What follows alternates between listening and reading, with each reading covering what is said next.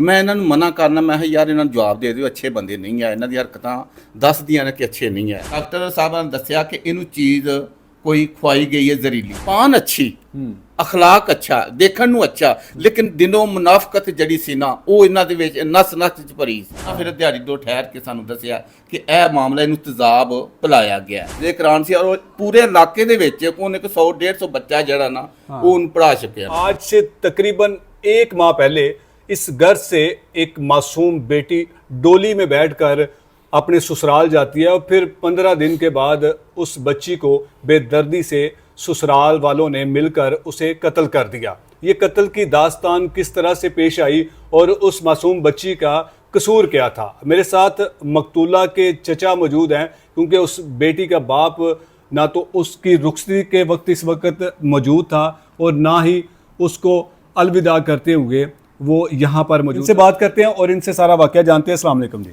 जी वालेकुम सलाम जी। सर क्या नाम है आपका? ਮੇਰਾ ਨਾਮ ਅਕਰਮ ਅਲੀ ਸਰ। ਮੈਨੂੰ ਸਰ ਦੱਸੋ ਕਿ ਕੀ ਹੋਇਆ ਸੀ ਵਾਕਿਆ, ਕਿਵੇਂ ਬੱਚੀ ਨੂੰ ਮਾਰ ਦਿੱਤਾ ਉਹਦੇ ਸਸੁਰਾਲ ਵਾਲਿਆਂ ਨੇ? ਸਰ ਜੀ ਲਾਲਚੀ ਲੋਕ ਸਨ। ਮੈਂ ਹਕੀਕਤਨ ਮੈਨੂੰ ਮੇਰੇ ਬੇਟੇ ਦੱਸਦੇ ਹੁੰਦੇ ਸਨ, ਮੇਰੇ ਭਤੀਜੇ, ਕਿ ਚਾਚੂ ਇਹ ਆਉਂਦੇ ਨੇ, ਇਹਨਾਂ ਦੀ ਹਰਕਤਾਂ ਜਿਹੜੀਆਂ ਨੇ ਨਾ ਇਹ ਤਰੀਕਾਕਾਰ ਨੇ। ਅੱਛਾ। ਮੈਂ ਇਹਨਾਂ ਨੂੰ ਮਨਾ ਕਰਨਾ, ਮੈਂ ਕਿਹਾ ਯਾਰ ਇਹਨਾਂ ਨੂੰ ਜਵਾਬ ਦੇ ਦਿਓ, ਅੱਛੇ ਬੰਦੇ ਨਹੀਂ ਆ, ਇਹਨਾਂ ਦੀ ਹਰਕਤਾਂ ਦੱਸਦੀਆਂ ਨੇ ਕਿ ਅੱਛੇ ਨਹੀਂ ਹੈ। ਕਿਵੇਂ ਦੀਆਂ ਹਰਕਤਾਂ ਕਰਦੇ ਹਰਕਤਾਂ ਇਹ ਸਨ ਕਿ ਜੇ ਮਾਸ਼ਾਅੱਲਾ ਮੇਰੇ ਭਾਈ ਨੇ, ਮੇਰੇ ਭਤੀਜੇ ਨੇ, ਇਹਨਾਂ ਤੇ ਅੱਲਾ ਦੀ ਰਹਿਮਤ ਹੈ, ਮਾਸ਼ਾਅੱਲਾ ਮਿਹਨਤ ਅੱਛੀ ਕਰਦੇ ਨੇ ਔਰ ਅੱਲਾ ਦੀ ਬਹੁਤ ਖਾਸ ਰਹਿਮਤ ਹੈ। ਸਾਡੇ 'ਚ ਇਹ ਇੱਕ ਹੋਰ ਬਿਮਾਰੀ ਹੈ ਸਾਨੂੰ, ਇਹ ਕਿ ਜਿੱਥੇ ਅਸੀਂ ਬੱਚੀ ਦਾ ਜਾਂ ਬੱਚੇ ਦਾ ਕਰ ਲਈਏ ਉੱਥੋਂ ਅਸੀਂ ਪਿੱਛੇ ਨਹੀਂ ਹਟਦੇ। ਅੱਛਾ। ਹਾਂ, ਚਾਹੇ ਉਹ ਸਾਡਾ ਅਸੀਂ ਆਉਂਦੇ ਹਾਂ ਕਿ ਅਸਾਂ ਜ਼ਬਾਨ ਦਿੱਤੀ, ਸਾਡੇ ਵੱਡੇ ਵੀ ਇਸੇ ਤਰ੍ਹਾਂ ਹੀ ਉਹ ਕਿ ਆਉਂਦੇ ਹਾਂ ਜ਼ਬਾਨ ਦਿੱਤੀ ਹੈ।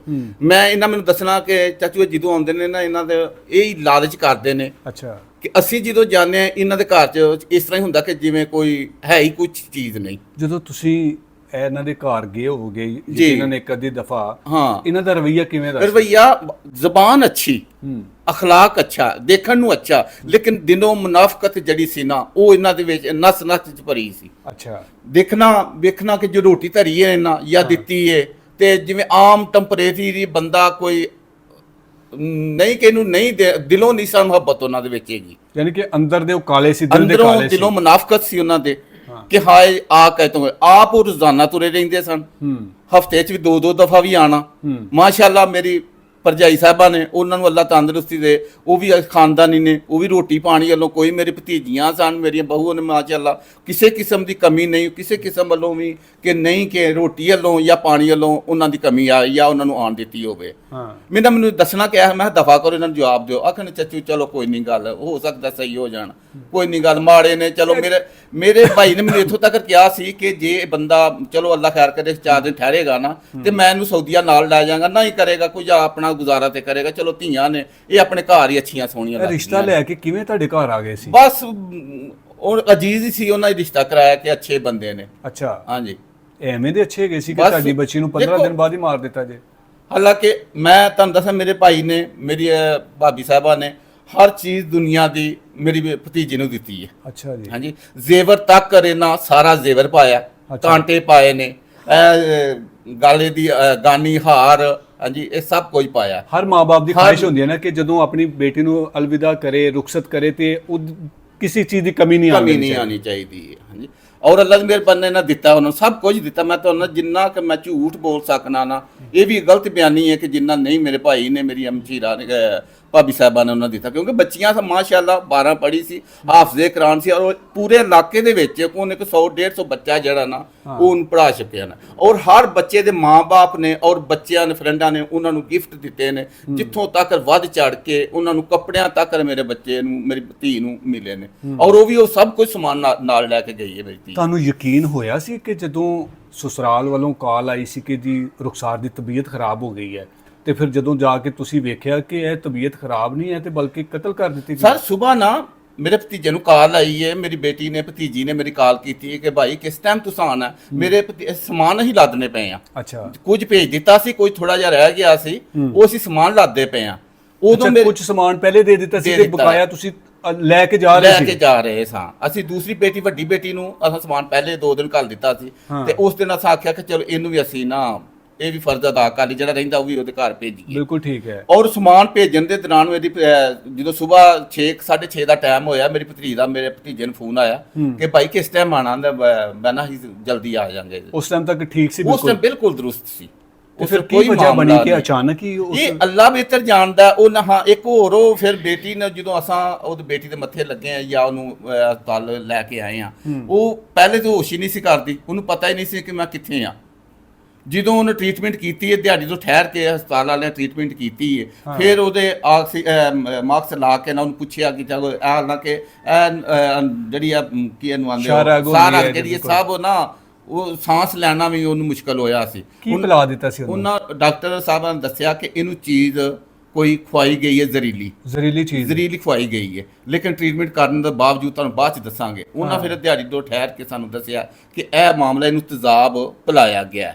ਤੇਜ਼ਾਬ ਪਿਲਾਇਆ ਗਿਆ। ਕੌਣ ਪਿਲਾ ਸਕਦਾ ਤੇਜ਼ਾਬ? ਉਹ ਫਿਰ ਬੱਚੀ ਨੂੰ ਸਾਨੂੰ ਅਸੀਂ ਪੁੱਛ ਰਹੇ ਹਾਂ, ਬੱਚੀ ਗੱਲ ਕਰਨ ਦੀ ਕੋਸ਼ਿਸ਼ ਕਰਦੀ ਰਹੀ ਹੈ, ਬੱਚੀ ਕੋਲੋਂ ਜਵਾਬ ਨਹੀਂ ਦਿੱਤਾ ਗਿਆ। ਫਿਰ ਮੇਰੇ ਭਤੀਜਾ ਛੋਟਾ ਉਹਦਾ ਮੋਬਾਈਲ ਉਹਨੇ ਨਾ ਇਸ਼ਾਰੇ ਨਾਲ ਕੀਤਾ ਕਿ ਮੇਰੇ ਮੋਬਾਈਲ ਘਰ ਉਹਨੂੰ ਮੋਬਾਈਲ ਦੇ ਵਿੱਚ ਨਾ ਉਹਨੇ ਮੈਸੇਜ ਕਰਕੇ ਦਿੱਤਾ ਮੇਰੇ ਨਾਲ ਇਹ ਮਾਮਲਾ। ਪਹਿਲੇ ਉਹਨਾਂ ਮੇਰੀ ਭਤੀਜੀ ਦੱਸਦੀ ਕਿ ਨਾ ਲੱਡੂ ਦਿੱਤਾ ਮੈਨੂੰ, ਲੱਡੂ ਦੇ ਵਿੱਚ ਮੈਨੂੰ ਬੇਹੋਸ਼ੀ ਦੀ ਹਾਲਤ ਦੇ ਵਿੱਚ ਮੈਨੂੰ ਦਿੱਤਾ ਗਿਆ ਕਿ ਮੈਨੂੰ ਪਤਾ ਨਹੀਂ, ਮੈਂ ਬੈਠੀ ਨਾ ਮੈਨੂੰ ਨਹੀਂ ਸਮਝ ਆਈ ਮੈਂ ਕੀ ਆ।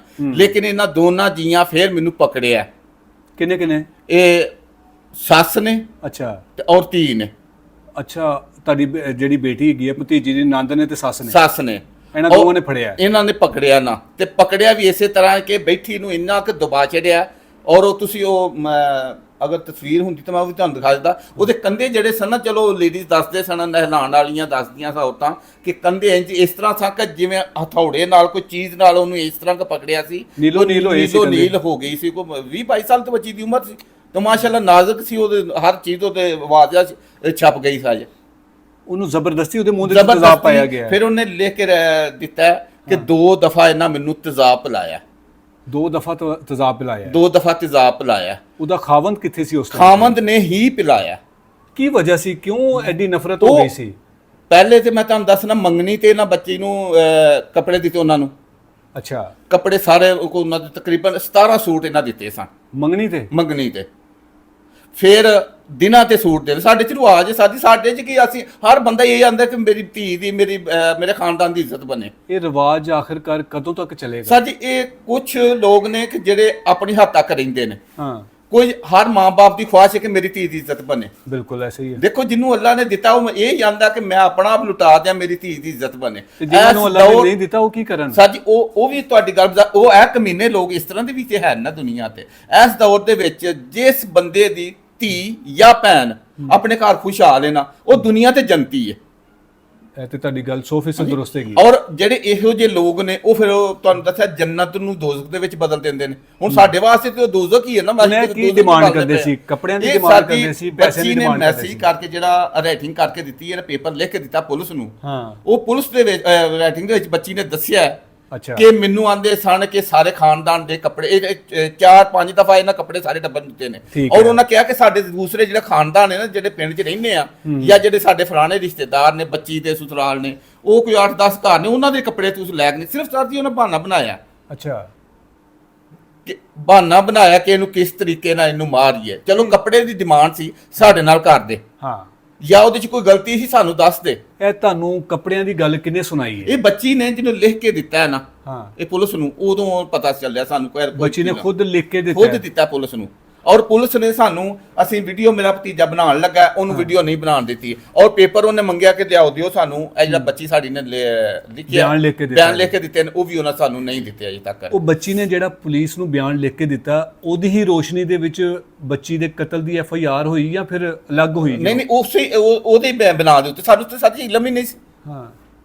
ਸਾਨੂੰ ਤੇ ਪਤਾ ਹੀ ਨਹੀਂ ਸੀ ਕਿ ਕੀ ਮਾਮਲਾ ਬਣਿਆ। ਜਾਂ ਡਾਕਟਰੀ ਰਿਪੋਰਟ ਆਈ ਹੈ, ਉਹਦੇ ਚ ਦੱਸਿਆ ਤੇਜ਼ਾਬ। ਜਦੋਂ ਤੇਜ਼ਾਬ ਦਾ ਵਾਕਿਆ ਆਇਆ, ਫਿਰ ਉਹ ਬੱਚਾ ਹੀ ਨਾਲ ਜਿਹੜਾ ਮੁੰਡਾ ਸੀ, ਜਿਹੜਾ ਸਾਡਾ ਜਵਾਤਰਾ ਸੀ, ਉਹਨੂੰ ਉਹਨਾਂ ਮਕਸਦ ਕੋਲ ਹੀ ਸੀ, ਉਹਨੂੰ ਫੜ ਲਿਆ। ਸਾਨੂੰ ਇੱਥੇ ਬੈਠ ਕੇ ਦੱਸਦੇ ਪਏ ਸੀ ਕਿ ਬੱਚੀ ਨੇ ਜਿਸ ਦੌਰਾਨ ਹਸਪੀਟਲ ਦੇ ਵਿੱਚੋਂ ਐਡਮਿਟ ਸੀ, ਉਹਦੇ ਜਿਸਮ ਦੇ ਕੋਈ ਸੋਨੇ ਦੀਆਂ ਚੀਜ਼ਾਂ ਵੀ ਸੀ ਜਿਹੜੀਆਂ ਉਹਨੇ ਪਾਈਆਂ ਸੀ। ਨਹੀਂ ਵੇਲੇ ਦੁਲਹਨ ਸੀ ਨਾ ਜੀ। ਉਹ ਮਾਸ਼ਾਅੱਲਾ ਜਦੋਂ ਸਾਡਾ ਮੇਰਾ ਭਤੀਜਾ ਅਦਨਾਨ, ਇਹ ਫੇਲ ਆ ਲੋ ਉਸ ਟਾਈਮ ਕਿਤੇ ਕੱਲਾ ਹੀ ਸੀ। ਕਿਉਂਕਿ ਸਾਨੂੰ ਤਾਂ ਪਤਾ ਹੀ ਨਹੀਂ ਸੀ ਦੂਸਰਿਆਂ ਬੰਦਿਆਂ ਨੂੰ ਕਿਹਾ ਮਾਮਲਾ ਬਣਿਆ। ਇਹ ਇਕੱਲਾ ਹੀ ਤੁਰ ਗਿਆ ਹਸਪਤਾਲ ਦੇ ਵਿੱਚ। ਵਾਲਦਾ ਇਹਦੀ ਸੀ, ਵਾਲਦਾ ਵੀ ਉਹ ਚਲੋ ਉਸ ਟਾਈਮ ਸਾਈਡ ਤੇ ਸੀ, ਉਹਨਾਂ ਨੂੰ ਤੇ ਇਲਮ ਹੀ ਨਹੀਂ ਸੀ ਸਾਡੇ ਨਾਲ ਇਹ ਵਾਕਿਆ ਬਣਾ। ਉਹ ਤਾਂ ਪਰੇਸ਼ਾਨ ਹੋ ਕੀ ਗਿਆ। ਹਾਂਜੀ, ਉਹ ਬੱਚੇ ਨੂੰ ਕਹਿੰਦੇ ਨੇ ਜਾਂ ਮੈਡੀਸਨ ਲੈ ਕੇ ਆ। ਅੱਛਾ, ਇਹ ਮੈਡੀਸਨ ਲੈਣ ਆਇਆ, ਉਹਦੇ ਹੱਥ 'ਚ ਮਾਸ਼ਾਅੱਲਾ ਸਾਰਾ ਜ਼ੇਵਰ ਸੀ। ਉਹ ਕਿੰਨੇ ਉਤਾਰ ਲਿੱਤਾ? ਉਹ ਇਹਨਾਂ ਦੇ ਵਾਲਦਾ ਨੇ ਜਾਂ ਇਹਨਾਂ ਜਿੰਨੇ ਵੀ ਉਹ 2-4 ਜੀ ਆਏ ਸਨ। ਉਸ ਟਾਈਮ ਤੱਕ FIR ਨਹੀਂ ਸੀ ਹੋਈ? ਉਸ ਟਾਈਮ FIR ਨਹੀਂ ਸੀ ਹੋਈ।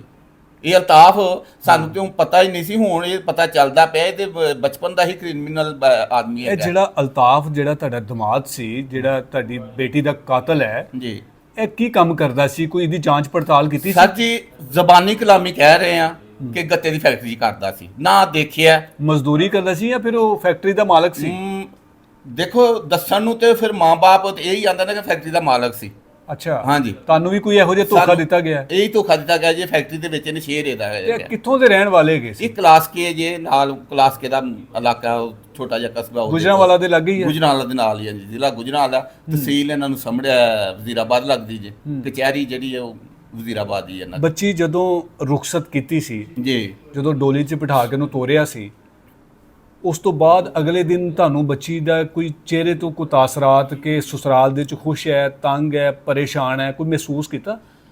ਸਰ ਜੀ ਬੱਚੀ ਵੱਲੋਂ ਜੇ ਦੇਖੀ ਤਾਂ ਉਹਨੇ ਮਹਿਸੂਸ ਨਹੀਂ ਸਾਨੂੰ ਹੋਣ ਦਿੱਤਾ। ਅੱਲਾ ਜਾਣੇ, ਕਿਉਂਕਿ ਸਾਡੇ ਮੈਂ ਤੁਹਾਨੂੰ ਦੱਸਾਂ ਮਾਸ਼ਾਅੱਲਾ ਪੜ੍ਹੇ ਲਿਖੇ ਬੱਚੇ ਜਿਹੜੇ ਨਾ ਇਹ ਮਹਿਸੂਸ ਇਹ ਇਸ ਤਰ੍ਹਾਂ ਹੀ ਕਰਦੇ। ਚਲੋ 2-4 ਦਿਨ ਦਿਹਾੜੀ ਦੋ ਦਾ ਹੋ ਸਕਦਾ ਸਾਡੇ ਮੇਰੇ ਨਾਲ ਅੱਛਾ ਰਵੱਈਆ ਹੋ ਜੇ।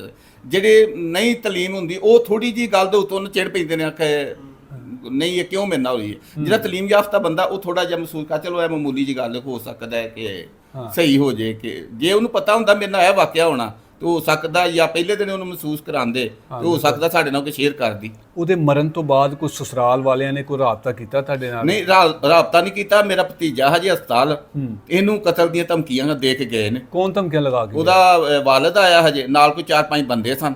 ਉਹ ਕਿਉਂ ਧਮਕੀਆਂ ਲਗਾ ਕੇ ਗਏ? ਉਹ ਧਮਕੀਆਂ ਇਸ ਵਾਸਤੇ ਲੱਗ ਗਿਆ ਸਾਡਾ ਬੱਚੇ ਨੂੰ ਸਾਨੂੰ ਰਿਹਾ ਕਰੋ ਜਾਂ ਸਾਡੇ ਜਿਹੜੇ ਉਹਦੀ ਵਾਲਦਾ ਤੇ ਨਾ FIR ਦਰਜ ਕਰਾਈ ਏ ਉਹ ਤੁਸੀਂ ਨਾ ਕਰਾਓ, ਉਹ ਵਾਪਸ ਲਵੋ। ਉਹ ਵਾਪਸ ਲਵੋ। ਯਾਨੀ ਕਿ ਤੁਹਾਨੂੰ ਜਾਨ ਦਾ ਖਤਰਾ ਹੈ ਕਿ ਕੁਝ ਵੀ ਕਰ ਸਕਦੇ ਕੁਝ ਵੀ ਕਰ ਸਕਦੇ ਜਿਨ੍ਹਾਂ ਤੁਹਾਡੀ ਬੇਟੀ ਨੂੰ ਕਤਲ ਕੀਤਾ। ਜੀ ਆ ਬਿਲਕੁਲ। ਤੁਹਾਡੀ ਬੱਚੀ ਕਿਵੇਂ ਦੀ ਸੀ? ਮਾਸ਼ਾਅੱਲਾ ਹਾਫਿਜ਼ ਕੁਰਾਨ ਹਜੇ ਮੈਂ ਤੁਹਾਨੂੰ ਦੱਸਣਾ ਕਿ ਅਜੇ ਤੱਕ ਮੈਂ ਮਿਸਾਲ ਕੋਈ ਸੱਚ ਮੈਂ ਨਹੀਂ ਆਂਦਾ। ਆ ਇੱਥੇ ਪੂਰਾ ਮਹੱਲਾ ਵਸਦਾ।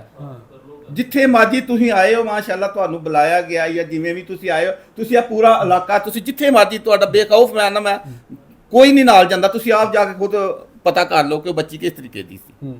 ਬੱਚੀ ਦੀਆਂ ਹੁਣ ਉਹ ਤਸਵੀਰਾਂ ਦੇਖ ਕੇ ਉਹ ਲਮਹਾਤ ਨੂੰ ਯਾਦ ਕਰਕੇ ਦਿਲ ਖੂਨ ਦੇ ਅੰਸੂ ਤੇ ਰੋਂਦਾ ਹੀ ਹੋਇਆ। ਸਰ ਜੀ ਮੇਰੇ ਵੱਸ 'ਚ ਹੋਵੇ ਤੇ ਮੈਂ ਯਕੀਨ ਕਰੋ ਕਿ ਮੈਂ ਕਿੰਨਾ ਕੁ ਤੁਹਾਡੇ ਨਾਲ ਗਲਤ ਬਿਆਨ ਕਰ ਸਕਾਂ।